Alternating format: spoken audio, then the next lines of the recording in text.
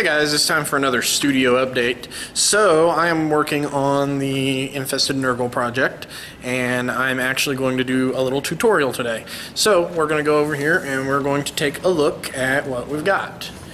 As you can see, I am working up the concrete still a little bit. So this is the unfinished concrete that I showed on the last update. And this is what I've been doing to it. I've been taking a white paint. It's kind of a cool white. It's an off-white color. And I've just been going through and highlighting key areas.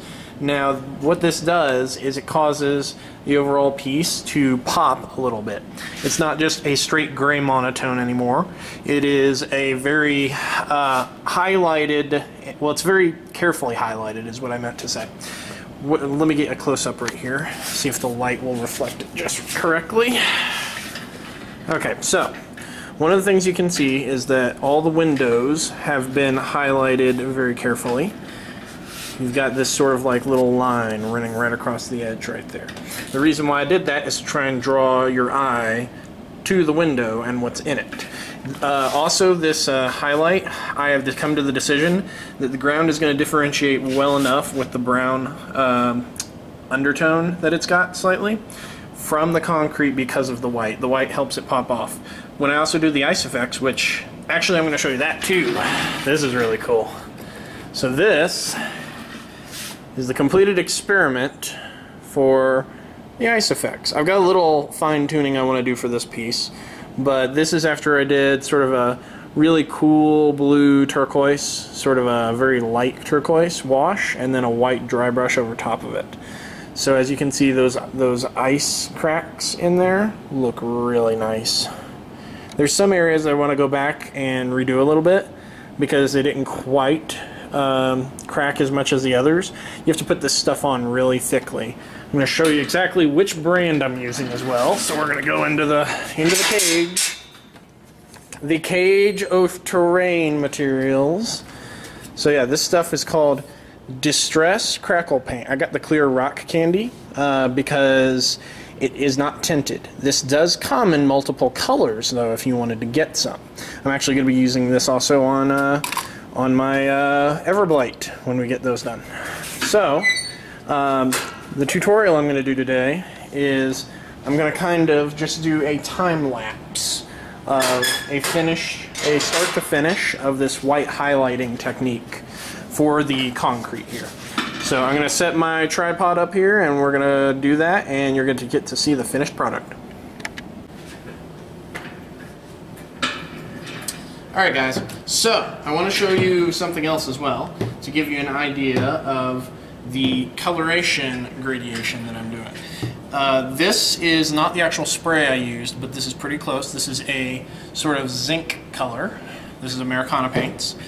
This is the slate gray highlight that I've done on everything, which is, you can see the highlight of the slate gray all over the place. That's what I've been doing. Now what I am going to apply is the cool white. Now the cool white is going to give it that highlighted effect.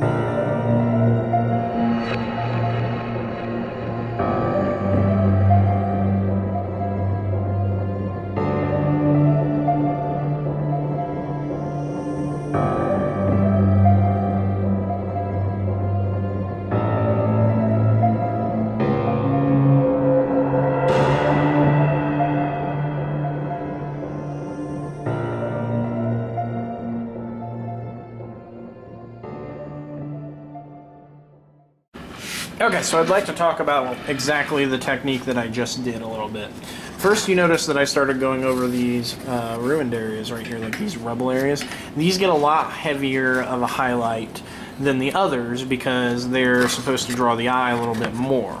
It's also supposed to represent the breaking of the rock to kind of break it up and make it look more interesting, because there's a lot of edges here to highlight, which makes it very, very detailed looking. Now over here, I started highlighting like these areas right here, but there's two reasons that I didn't highlight them all the way to the corner. The first is because I've already gone over them once with the slate gray, and I only really wanted to highlight a small area on each one. So we'll get a little bit of a closer. I actually missed a spot there, as you can see. So just fix that. Yep, just enough. So as you can see, the white just shows up very, very subtly on those doorways. You have to look really hard to notice it very much. Same thing over here. As you can see the white edges if you look at it from just the right direction. Another spot that I've missed, right there. I'll probably do more of these time lapses in the future. I'm going to get better at doing them. Probably set the camera up a little bit different next time. This is just kind of an impromptu idea that I had that I thought would be really cool for you all to see an actual piece getting a step done. And I went through these areas as well. Now in some areas I did go over, like I mostly just went over the center area, so I didn't do the whole thing.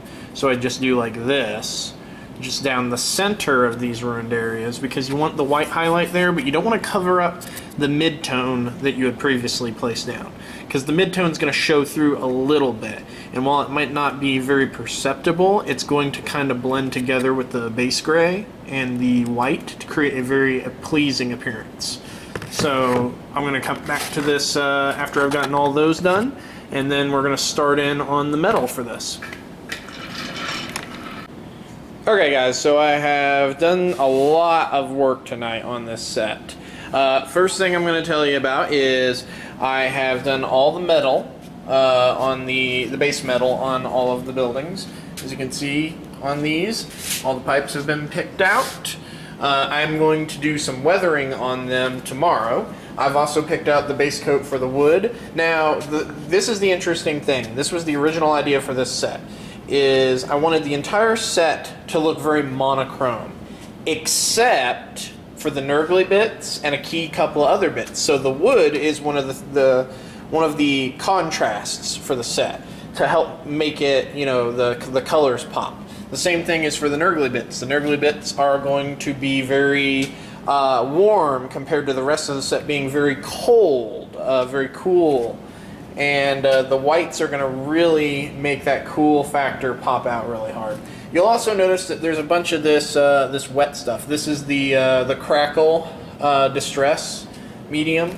I have gone ahead and pretty much killed most of the bottle. I've got a little bit left that I'm going to be using on the waterfalls tomorrow for the fountain, which I'll show you here in a moment.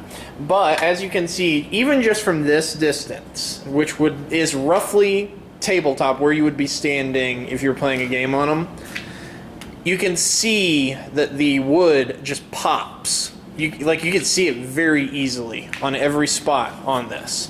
Same thing is going to go for the Nurgly bits when I get them painted tomorrow. But this set is fast approaching done at this point. A lot of the detail work was in making sure all the highlights of the buildings worked out, you know, so that you could tell the difference between one area of the building and another. I'm also going to bring you over here to look at the other one over here. I did add some more wood into the bigger buildings. I had actually noticed when I went to go through and painting them that I had neglected to put any wood bits in there, and that would just throw off the consistency of the entire set. Also over here, I set it over here because this table's a little bit more level than the ones I've got over there, but I did this. These are the waterfalls for the fountain, which look mighty nice if you ask me. I am going to have to do some painting highlighting because they do kind of have a slightly yellow tint to them. What I did is I took, as you can see, I've just got some simple plastic wrapping from a napkin container right there.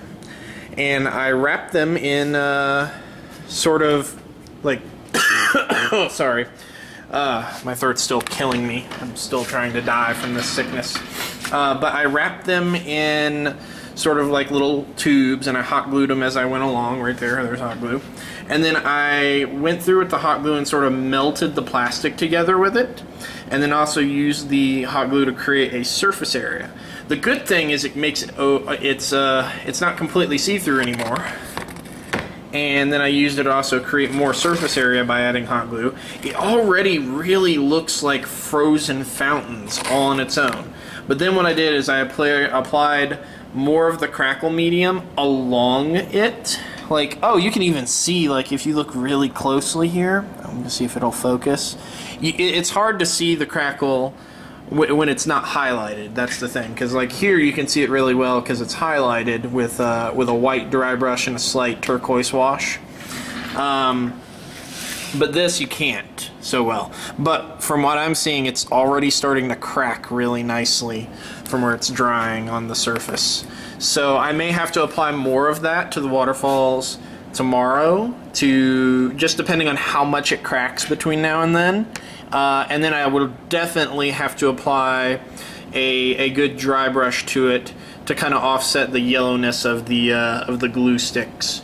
So overall, I'm pretty pleased with where I've gotten to today. I've been listening to the Fall of the Roman Empire Discovery Channel audio stuff, which is really nice. But yeah, I mean, this stuff's gonna look really good. There's not much I have to do other than the Nurgly bits now. Like, I'll have to pick out the control panels all over the different areas, and I'll have to weather the metal, which is just like some black washes, and then some rust effects, which will be probably like, I'm thinking like a burgundy red of some sort.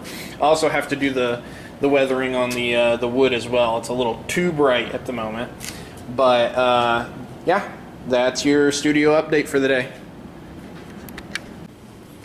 Also, just a little bit of an announcement for those of you who are in the Chicago area or are going to Adepticon. I will be going to Adepticon representing Titan Terrain Studio in April. I'll be going up there with CJ from Creator Hobbies, and we will be having a grand old time. There's going to be lots of shenanigans to be had and lots of tomfoolery going on. So take care, stay tuned for the rest of the Nurgle project, and I will also be uploading our next Helldorado series video in the next few days. It's going to be the history of Helldorado. So stay tuned for that too. Take care.